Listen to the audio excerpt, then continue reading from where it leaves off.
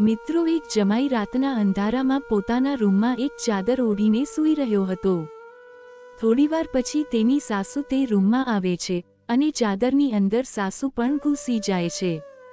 મિત્રો, તે જમાઈ એમ વિચારે છે કે બાજુમાં તેની પત્ની આવી ગઈ છે અને પત્ની સમજીને તે પોતાની સાસુને ગરમ કરવા લાગે છે. આ એક સત્ય ઘટના પર આધારિત છે. રાજસ્થાનના ગંગાનગરમાં એક પરિવાર રહેતો હતો. જે પરિવારમાં 4 લોકો હતા. એક દીકરી જેનું નામ સીમા હતું. સીમાના ઘરમાં તેના માતા પિતા અને એક મોટા ભાઈ પણ હતો. ખૂબ જ સારી રીતે ઘર સંસાર ચાલી રહ્યો હતો. સીમાના લગ્નની ઉંમર થઈ જાય છે તો સીમાના મા બાપ તેના લગ્નની ચિંતા કરવા લાગે છે અને પછી તેના માટે છોકરો શોધવાનું શરૂ કરે છે. અને આજુબાજુના ગામમાં એક છોકરો તેમને મળી જાય છે જેમનું નામ હતું દિનેશ. દિનેશની ઉંમર 30 વર્ષની હતી. તે એક બિઝનેસ કરતો હતો અને તેને પોતાની એક ખુદની મોબાઈલની દુકાન હતી. 20 વર્ષની ઉંમરમાં જ સીમાના લગ્ન દિનેશની સાથે ફિક્સ કરી દેવામાં આવે છે. સીમાના લગ્ન 12 ડિસેમ્બર 2024ના દિવસે ખૂબ જ ધામધૂમથી કરી દેવામાં આવે છે.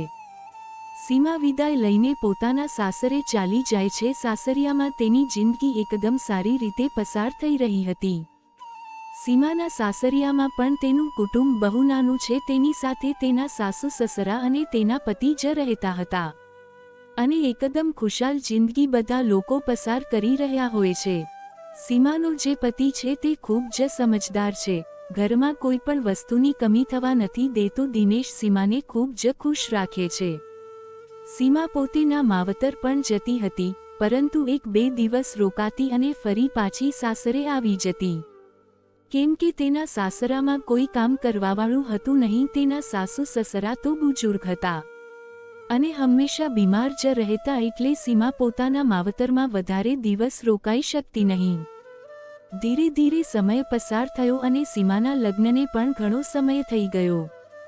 3-4 વર્ષ પસાર થઈ જાય છે. તે દરમિયાન સીમા હવે પોતાના માવતર ઓછી જવા લાગે છે. ઘણા સમયથી સીમા પોતાના માવતર ઘરે ગઈ હતી નહીં.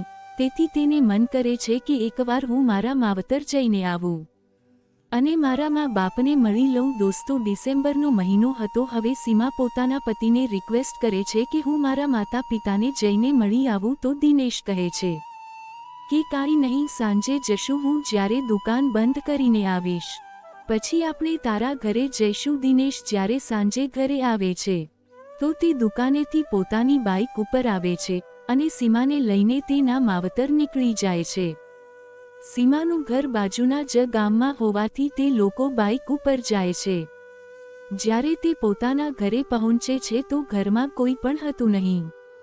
સાંજનો સમય હતો એટલે સીમા આજુબાજુમાં જોવે છે તો ક્યાંને પણ તેની માં નજર આવતી નથી. તે બાજુમાં જઈને પૂછે છે કે તેની માં ક્યાં ગઈ છે તો બાજુવાળા તેમને કહે છે કે તે તો ખેતરમાં કંઈક કામ કરવા માટે ગયા છે. ત્યારે સીમા પણ ખેતર જાય છે કેમ કે ખેતર તેના ઘરથી બાજુમાં જ હતું. માં પોતાની દીકરીને જોઈને ખૂબ જ ખુશ થઈ જાય છે.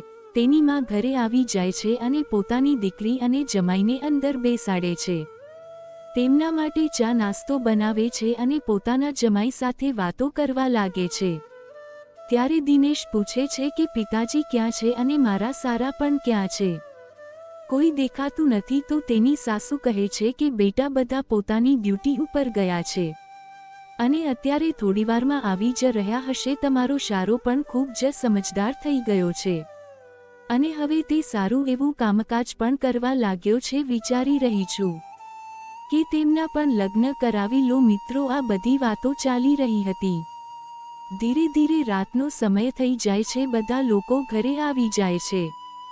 દિનેશના સસરા અને સારા પણ ઘરે આવી જાય છે. પછી તેઓ એકબીજા સાથે થોડી વાતો કરી રહ્યા હોય છે અને સીમા અને તેમની માં કિચનમાં જમવાનું બનાવતી હોય છે અને જમવાનું બનાવીને બધા સાથે મળીને જમવાનું જમે છે. જમવાનું જમ્યા પછી બધા પોતાના રૂમમાં ચાલ્યા જાય છે. ઘરમાં રૂમ ઓછા હતા તેથી બધા લોકો એડજસ્ટ કરી લે છે. સીમા અને તેની માં એક જ રૂમમાં અને સીમાનો ભાઈ અને સીમાના પિતાજી એક જ રૂમમાં સૂઈ જાય છે અને જમાઈ દિનેશને એક અલગ રૂમ આપી દેવામાં આવે છે. દિનેશ એકલો રૂમમાં સૂઈ જાય છે અને સીમા પણ પોતાની માં સાથે સૂઈ જાય છે. લગભગ રાતના 3:30 વાગ્યે દિનેશની નીંદર આવી રહી હતી કે નહીં કેમ કે જગ્યા નવી હતી એટલે તે પોતે પડખા ફેરવી રહ્યો હોય છે અને પરેશાન થઈ જાય છે. તેને નીંદર આવતી નથી તેથી તે સીમાને મેસેજ કરે છે કે આપણે 2-3 દિવસ માટે અહીં જ આવ્યા છીએ અને જ્યારે પાછા જ ઘરે જશું તો મારે દુકાનના કામથી બહાર જવાનું છે. દુકાનનો સામાન લેવાનો છે એટલે તું એમ કરને કે અત્યારે મારી પાસે આવી જા. થોડીવાર માટે વાતો કરશું અને પછી તું પાછી ચાલી જજે અને મારું મન પણ થઈ રહ્યું છે. મિત્રો દિનેશ ખૂબ જ રિક્વેસ્ટ કરી રહ્યો હોય છે પણ સીમા મનાઈ કરે છે. તે પછી દિનેશ સીમાને કોલ કરે છે. સીમાની બાજુમાં તેની માં સૂતી હોય છે. સીમા એકદમ ધીમા અવાજથી ધીરે ધીરે વાતો કરે છે અને પોતાના પતિને કહે છે કે તમને શરમ આવવી જોઈએ. હું મારા માવતરે આવી છું અને હું મારી મમ્મી સાથે સૂતી છું અને જો હું અહીંયા ઉઠીને જઈશ તો તે શું વિચારશે. દોસ્તો દિનેશ કહે છે કે થોડીવારની વાત છે, તું 1 કલાક માટે આવી જા અને પછી ફરી પાછી ચાલી જજે અને ત્યાં સૂઈ જજે. દોસ્તો સીમા ખૂબ જ ધીમેથી પોતાના રૂમની બહાર નીકળે છે. જ્યારે તે રૂમની બહાર જાય છે તો સીમાની માં જાગી જાય છે કેમ કે તે સૂતી હતી નહીં, તે જાગી રહી હતી અને તે બધી વાતો સાંભળી રહી હતી. હવે સીમાની માં પણ રૂમમાંથી બહાર નીકળે છે અને જોઈએ છે કે સીમા ક્યાં જઈ રહી છે. સીમા પોતાના પતિના રૂમમાં ચાલી જાય છે.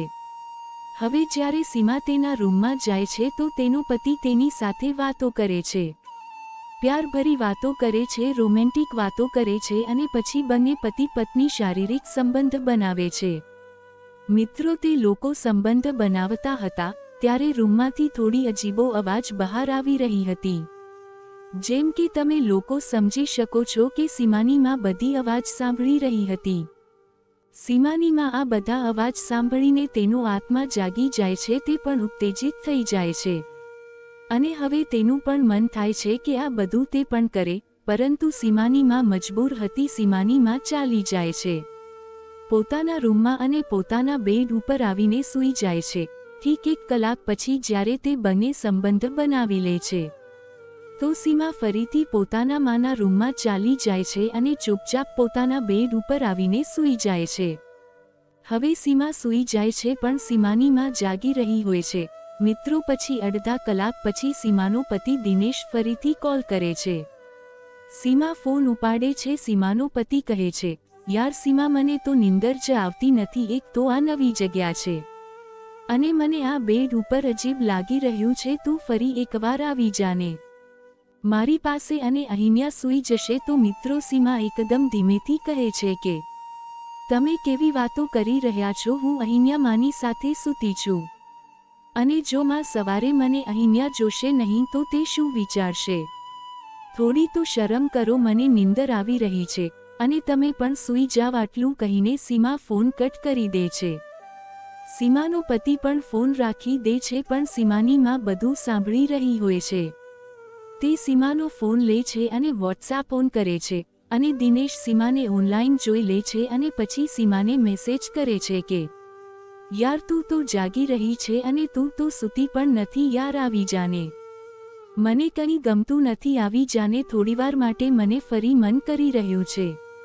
બધા મેસેજનો રિપ્લાય સીમાની માં કરી રહી હોય છે અને દિનેશને ખબર જ હતી નહીં કે સીમા સૂઈ ગઈ છે અને તે તેની સાસુ તેમને રિપ્લાય કરી રહી છે. તે પછી તેની સાસુ રિપ્લાય કરે છે કે ઠીક છે, હું આવી રહી છું, દરવાજો ખોલીને રાખો. મિત્રો હવે દિનેશ પોતાના રૂમનો દરવાજાની કડી ખોલીને રાખે છે.